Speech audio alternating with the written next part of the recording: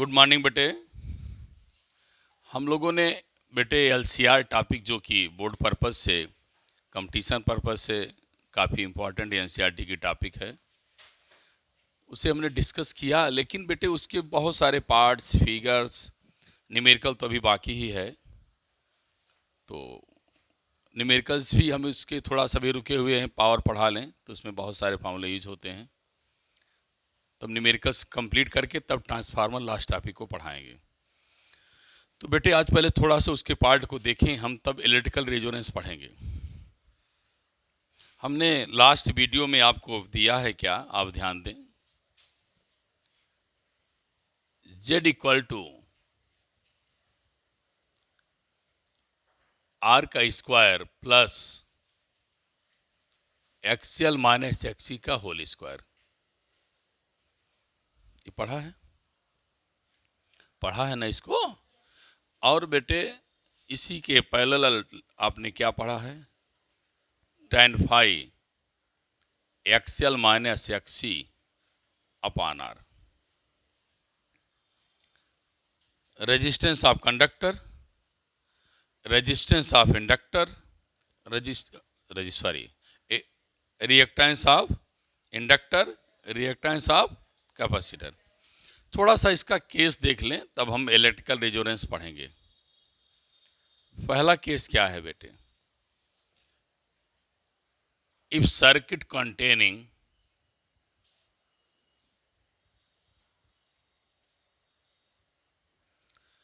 LCR में बेटे हमने अब पहले क्या लिया, आर एंड एल। जब आर ओ एल करेंगे, the circuit containing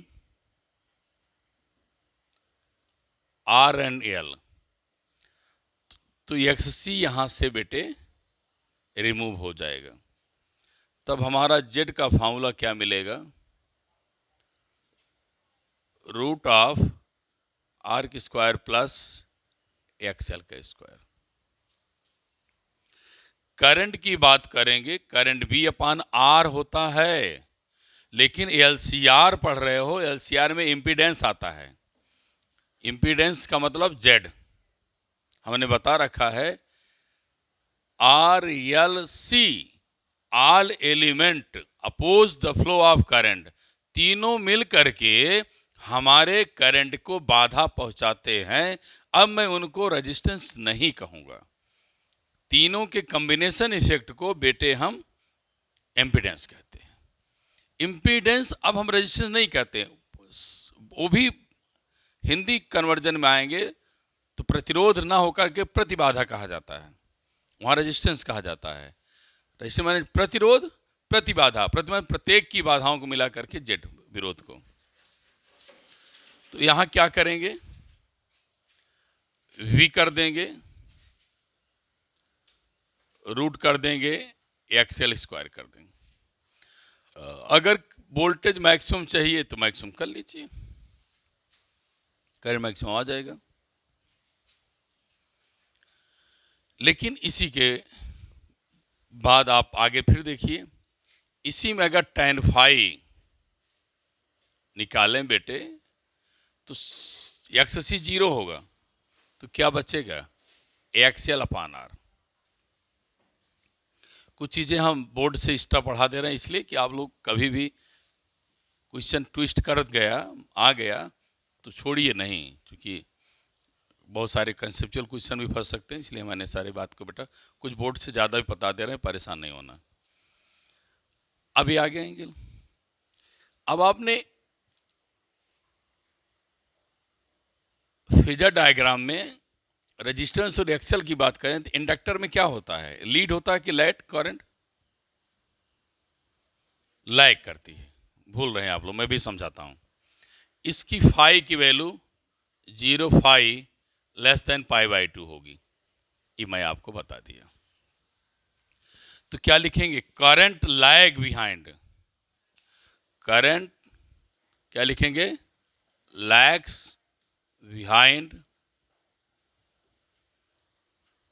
current lags behind voltage in phi. अब इसे नोट करें, मैंने केवल आर और एल पढ़ाया है, उसके केसेस ले रहे हैं। आर एल सी रहता था, एक उसमें से हटा दिया है सी, केवल अब दो अगर सर्किट कंटेन करेंगे तब केस है।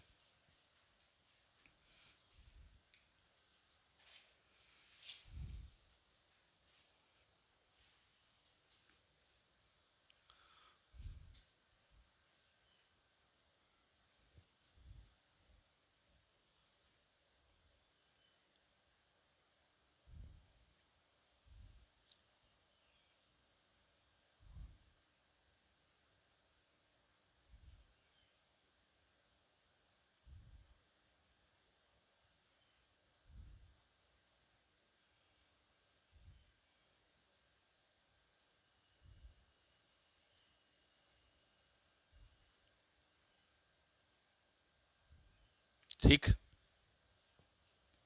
कंप्लीट हो गया। एक चीज ध्यान देना, हमने कुछ बहुत बड़ी बात नहीं किया बेटा। ये एलसीआर का रेजिस्टेंस है, दैट इज इम्पीडेंस। अब मैं एल और आर सी तीनों जोड़ करके सर्किट बनाता था, ये फार्मूला हमको रिजॉल्व होता था। और मैं कहना क्या चाह रहा हूं कि अब मैंने सी को हटा दिया तो ये दोनों बचेंगे। अब आप कहोगे एल हटा दीजिए, हाँ हटाने चल रहे, कोई परेशानी नहीं है, केस तो कर ही रहे हैं। तीन में से हम कितने पेयर बना सकते हैं? दो दो को बना सकते हैं, दो बनाएंगे, एक तीन तो बना हुआ हमने पढ़ा है। एक चीज़ आप लोग कभी बार बार ये लीड लाइट भूल रहे हैं, मैं इसको अभी टिप्स दे दूंगा, भूलेंगे नहीं। क्या है, मैं छोटी सी बात बता दूं, इसको यहीं रहने दीजिए, आपको याद करने का टिप्स दे दूं।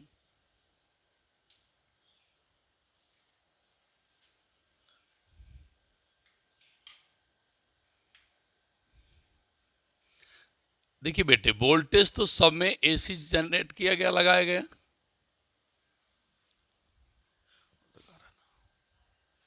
B equal to B naught सब में लगाया गया। आप लोग एकदम कंफ्यूज मत होइए, अगर हो भी रहे हैं तो आज दूर कर लीजिए, क्योंकि बोर्ड यही पूछता ही है। इस टाइप का कभी नहीं पूछता है, इस टाइप कभी नहीं पूछता है कि AC circuit containing inductor only, resistance only और कैपेसिटर ओनली।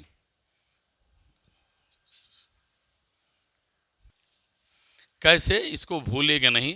देखिए, वोल्टेज को आर लगाया, करंट आई इक्वल टू क्या, I naught sine omega T.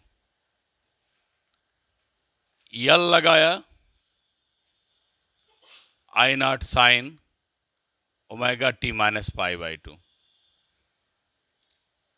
फिर बेटे इसी वोल्टेज को सी लगा दिया,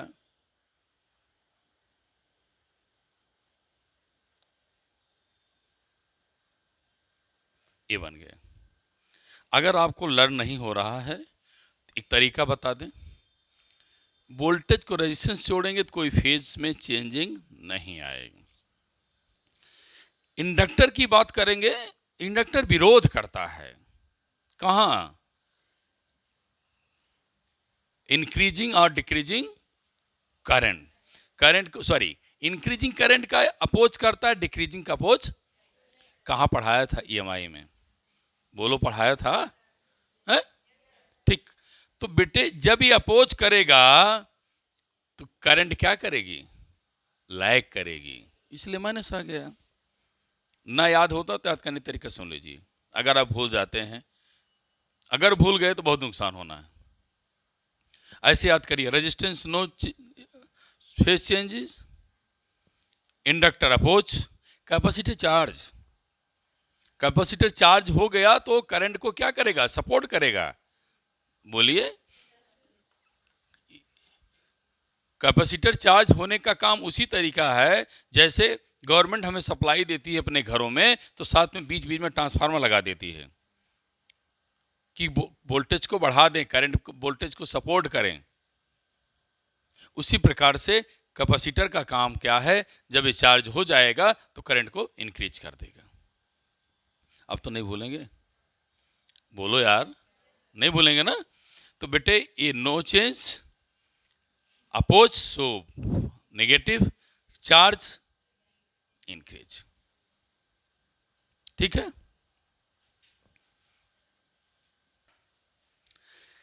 अब बोर्ड में ऐसे चार्ट बना लेना। जब आपको लगेगा कि बोर्ड ने पूछा है so that current lead by voltage, तो क्या है? कैपेसिटर है। अगर कर दिया current lags from voltage, inductor है। ऐसे एग्जाम में आता है, ये आप चार्ट हमेशा याद रखेंगे। अब आइए बेटे, ये तो मैं चला गया कुछ और बताते बताते। अब बात करें AC circuit containing L and C. बेटिया एल इंटू सी करोगे तो एल क्या एक्स क्या करेगा? हट जाएगा। बोलो। अब एल डिलीट हुआ, ये माइनस है, स्क्वायर करेगा तो प्लस हो जाएगा, यहां प्लस हो जाएगा। लेकिन यहां क्या होगा? हाँ, यहां क्या हो जाएगा? माइनस। अब कैपेसिटर में करंट क्या कर रही है बताओ? लैग्स कर रही है कि लीड कर रही है? हाँ, अब याद हो जाएगा हमेशा, करंट लीड्स, बिहाइंड नहीं लिखेंगे, फ्रॉम लगा दो, थोड़ा सा लैंग्वेज चेंज कर दो, करंट लीड्स फ्रॉम वोल्टेज।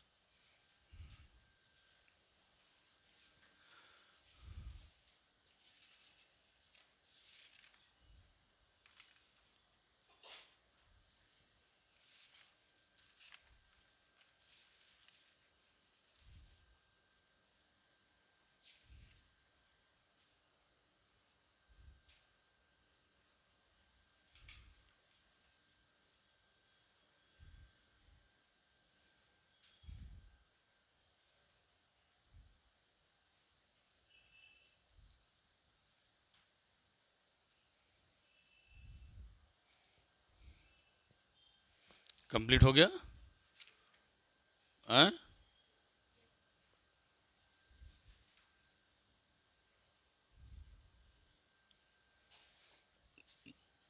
चलिए आगे डिस्कस करें।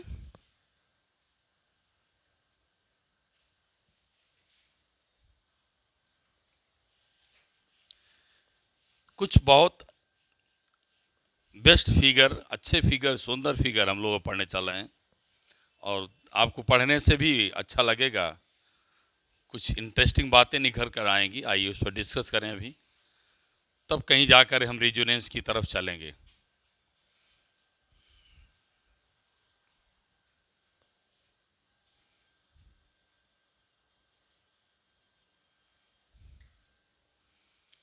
अब बात आती है बेटे, इसी से हम इलेक्ट्रिकल रिजोनेंस बनाएं। क्या बनाना है? Electrical resonance.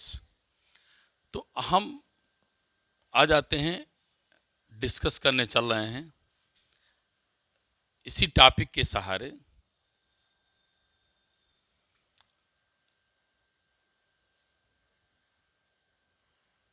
Electrical resonance.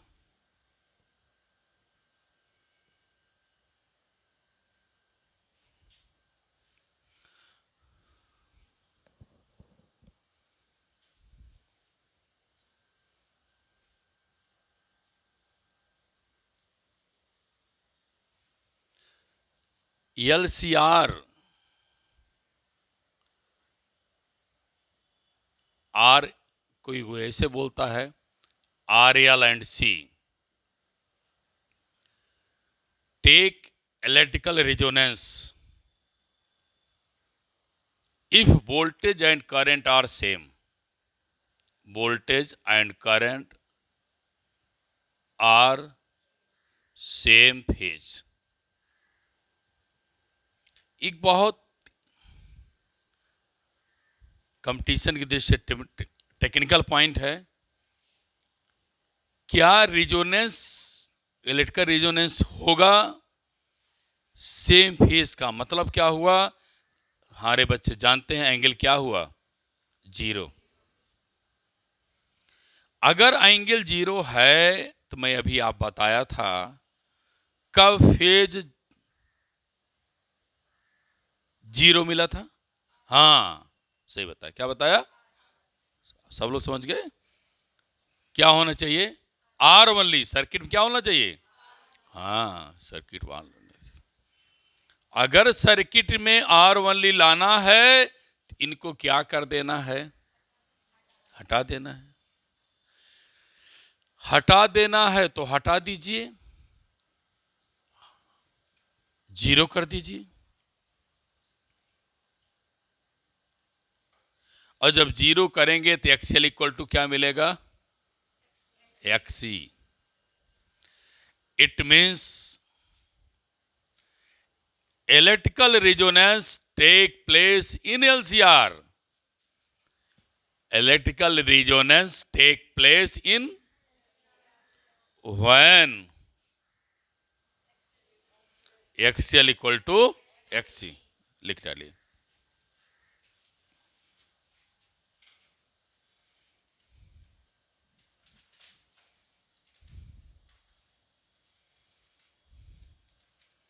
थोड़ा जल्दी लिखेंगे।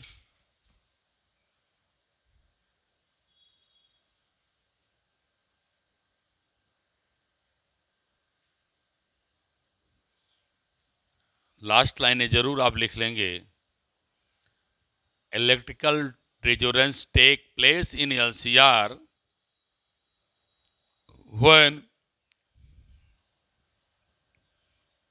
XL equal to XC.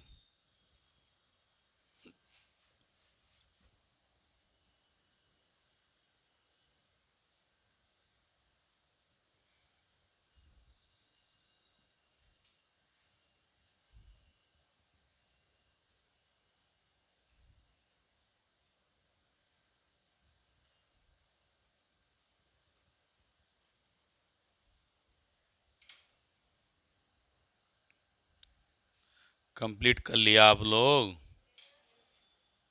आगे बढ़ें, बोलो भाई। चलिए आगे बढ़ता हूं। एक और छोटे छोटे टिप्स लिख लीजिए। Resonance occur at particular frequency, resonance occurs at a particular frequency is called resonant, यानी NT लिखना रात में लास्ट में। Resonance occur at particular frequency called resonant frequency. Resonant ये रहेगा सब बेटे। देखो रीजो लिखेंगे, एन लिखेंगे, एन सी हटा के क्या लिखेंगे, टी कर देंगे बस। तो क्या नाम ले दिया, resonant frequency. Again second tips, at this frequency of oscillation becomes very large. इस फ्रीक्वेंसी पर ऑसिलेशन बहुत ज्यादा बढ़ जाता है।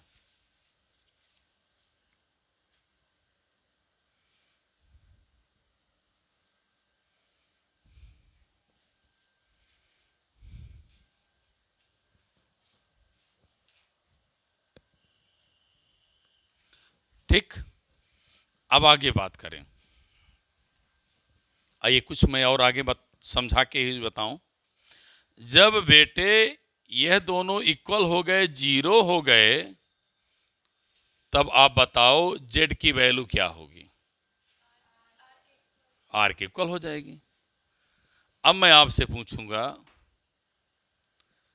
जेड इक्वल टू आर हो जाएगा, तब जेड मैक्सिमा होगा कि मिनिमा, जेड क्या होगा फिर, मिनिमा होगा। बोलो क्यों होगा बेटे, इसलिए होगा क्योंकि इसको आपने चाहे प्लस वैल्यू आती चाहे माइनस, स्क्वायर कर देता तो क्या हो जाती, पॉजिटिव। इसलिए क्या हो जाएगा, जेड क्या हुआ, अब मिनिमा हो गया। अगर जेड मिनिमा हो गया तो अभी आपने क्या पढ़ा था, बी अपान जेड। अगर आपने जेड मिनिमा रख दिया तो बोलो करंट क्या होगी? हाँ, करंट विल बिकम क्या बेटे? मैक्सिमम।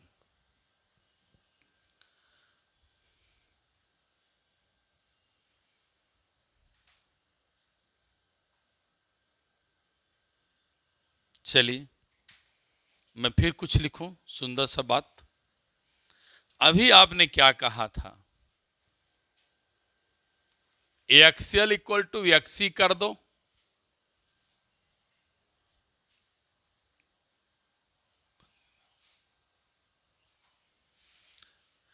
अभी अभी आपने कहा कि एक्सएल इक्वल टू एक्सी कर दो, तब रिजोनेंस होगा। अब मेरी बात को सुनो, यहां भी फ्रीक्वेंसी है, यहां भी फ्रीक्वेंसी है। तो मैंने क्या किया? एक्सएल की वैल्यू को बढ़ाया, होगा। पहले तो दोनों इक्वल थे नहीं ना, दोनों कम ज्यादा थे, कम ज्यादा थे। भाई ये बड़ा था, ये क्या था? कम था, छोटा था। तो मैंने क्या किया? दोनों को बड़ा बड़ा छोटा बड़ा किया, किया होगा जरूर, बोलबे नहीं करेंगे। जब इनको मैं छोटा बड़ा किया, और तब तक किया जब तक एक फ्रीक्वेंसी ना पा जाऊं। जिस फ्रीक्वेंसी पे यह दोनों बराबर हो जाते हैं उसे हम रिजोनेंट, हाँ उनको क्या बोला मैंने?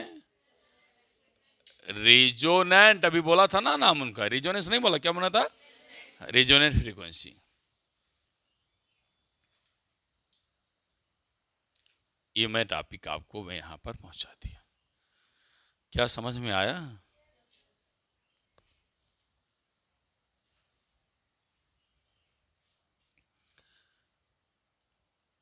अब बेटे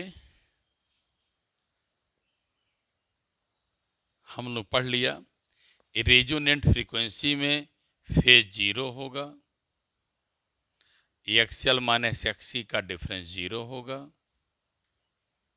बोलिए। और नेचुरल फ्रीक्वेंसी सर्किट की फ्रीक्वेंसी के इक्वल होगी। लिख लीजिए last, natural frequency of current is equal to source frequency. चलिए उसको मत आगे बढ़िए। अब आगे बढ़े बेटा, लिख लिया सब लोग उसको? हैं? चलिए आगे मैं बात करता हूं।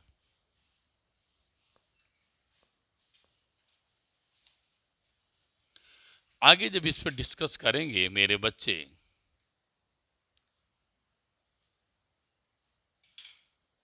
एक्सएल इक्वल टू एक्सी लिखेंगे। अब बहुत केयरफुली सुनिए मैं क्या लिख रहा हूं। Sorry, XL equal to XC लिखा है ना? पक्का? कर क्या रहा हूं? ओमेगा एल ओमेगा सी, दोनों में नट लगा दिया। समझ में आ गया? चलिए, नहीं समझ में आया?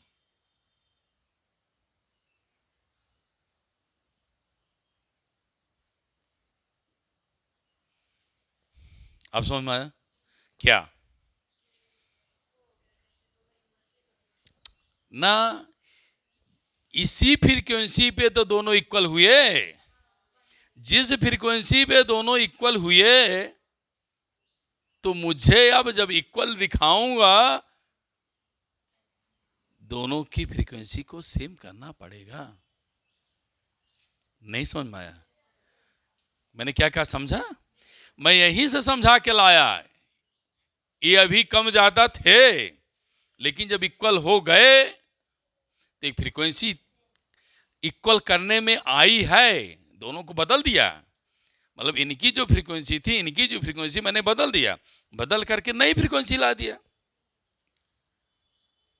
इन एलसीआर में। तो जब ये फ्रीक्वेंसी आई है, तो जब भी ये दोनों लिखे जाएंगे तो समाज को मुझे बताना पड़ेगा दोनों इक्वल हैं। नहीं समझ में आया? समझ में आया क्या बात हो रही है? पक्का? चलो बेटिया, समझाने के लिए तो बैठ खड़े हैं। ये क्या हो जाएगा आपका 4 पाई एफ या क्या हो एफ स्क्वायर 4 पाई स्क्वायर क्या एल सी। तो एफ नॉट निकालोगे तो क्या हो जाएगा, रूट लग जाएगा। तो 1 अपान क्या मिलेगा 2 पाई रूट एल सी। ये आपका इक्वेशन में रेजोनेंट फ्रीक्वेंसी का दे दिया।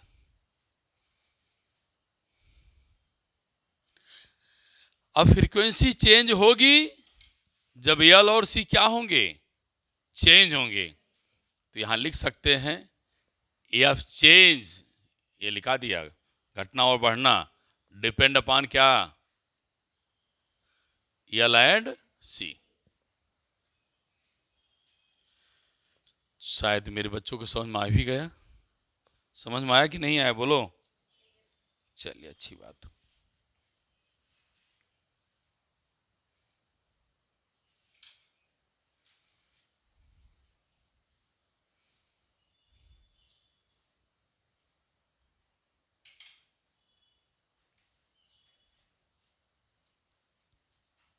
कंप्लीट कर लिया तो नीचे लिख लीजिए थोड़ा comment, resonance frequency independent upon R.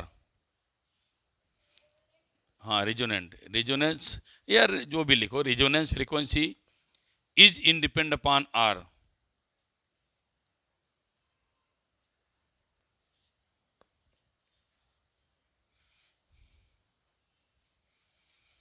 Independent upon R. अब हम एलसीआर सर्किट में जब रेजोनेंस पढ़ा है तो उस पर वो निर्भर नहीं करती।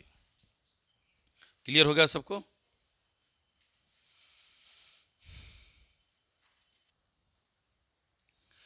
अब आइए, अभी मेरा पूरा काम हुआ नहीं, इसका मतलब है अभी एलसीआर के फिगर बताने हैं कैसे बनेंगे। लेकिन पहले मैं आपको समझाऊं, कैसे समझाना है उसको समझिए।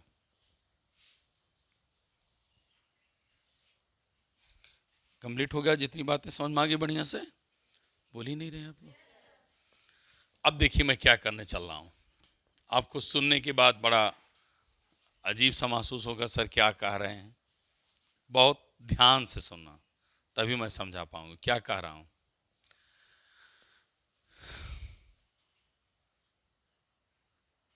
अगर मैं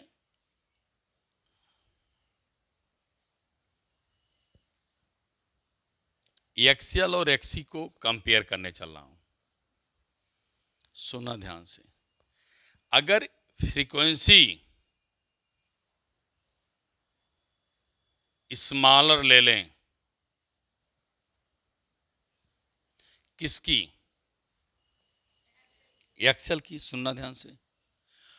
अगर मैंने स्मॉलर की वैल्यू लिया, शब्द सुनिए, स्मॉलर वैल्यू लिया, एक्सएल स्मॉलर हो जाएगा। लेकिन कैसे हो जाएगा 2 पाई एफ एल। एक्सी बिटिया रानी बेटे भाई यह बताएं क्या होगा। अगर ये स्मॉलर हो गया तो क्या मिलेगा, स्मॉलर होगा। और यही स्मॉलर यहां रखोगी तो एक्सी क्या होगा।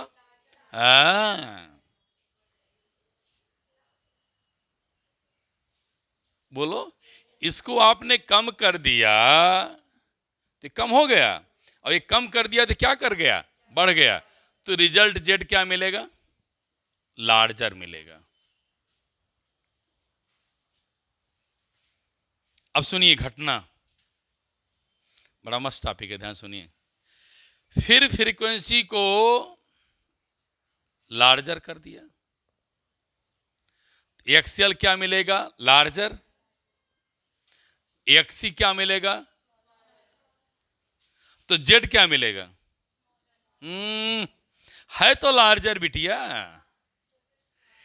दो घटनाओं में एक बढ़ता है, उसी के रिस्पॉन्डिंग क्या होता है, कम होता है। नहीं दिया, एक को बढ़ाया तो एक घटाया तो रिजल्ट क्या आया। बढ़ा हुआ मिलेगा। इसलिए मैं कह रहा हूँ बहुत ध्यान से पढ़िए।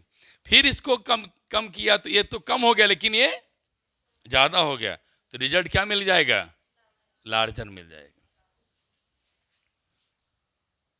इसका मतलब है फ्रीक्वेंसी घटाने पर भी बढ़ता है, फ्रीक्वेंसी घटाने पर भी बढ़ता है। किसकी वैल्यू बढ़ती है? जेड की वैल्यू। सुनिए प्लीज, ध्यान दीजिए। तो अगर मैं जेड वर्सेस फ्रीक्वेंसी ग्राफ खींचूं,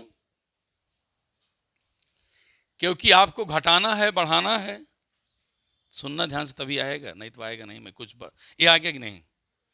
ये घटेगा तो ये बढ़ेगा, तो हमारा कोई मतलब ही नहीं है, रिजल्ट मेरा बढ़ा ही रहेगा।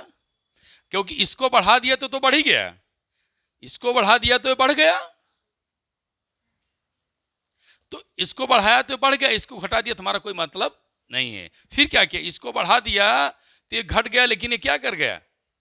तो रिजल्ट बढ़ गया। नहीं समझ में आया? तो हमारी फ्रीक्वेंसी कम ले लें ज्यादा ले लें, दोनों पे जेड मैक्सिमम खड़े हैं। यहां मैं ये देखो यहां खड़ा हुआ है, दोनों फ्रीक्वेंसी पर ये टन से दोनों कहे मैम दोनों बराबर रहेंगे, लेकिन रेजोनेंस फ्रीक्वेंसी पर ये दोनों छोड़कर हमारा साथ चले जा रहे हैं। क्या मिलता है? जेड इक्वल टू आर मिलता है। तो मैं एक रेजोनेंस फ्रीक्वेंसी पर भी आ जाऊं तो ये हमारा साथ इसका छोड़ करके नीचे चले जाए। तो इसलिए इनका कर्व इस टाइप का आपको मिलेगा, और इस पर क्या हो जाएगा? Z equal to R. कितना सुंदर कर्व बना। क्या आप समझना संभव था बिना समझाए?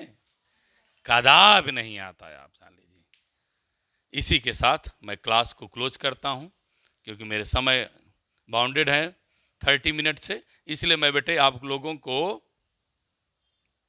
अगले वीडियो में इसकी और भी ब्रीफ बात करूंगा, लेकिन इसको अब नहीं बताऊंगा। सुन लीजिए अब ध्यान से, आप लोग समझ में आ गया ना बढ़िया से? Thank you class, good night, have a nice day. जब भी वॉच करें उसी समय आपको सबको good night, good bye, thank you सब।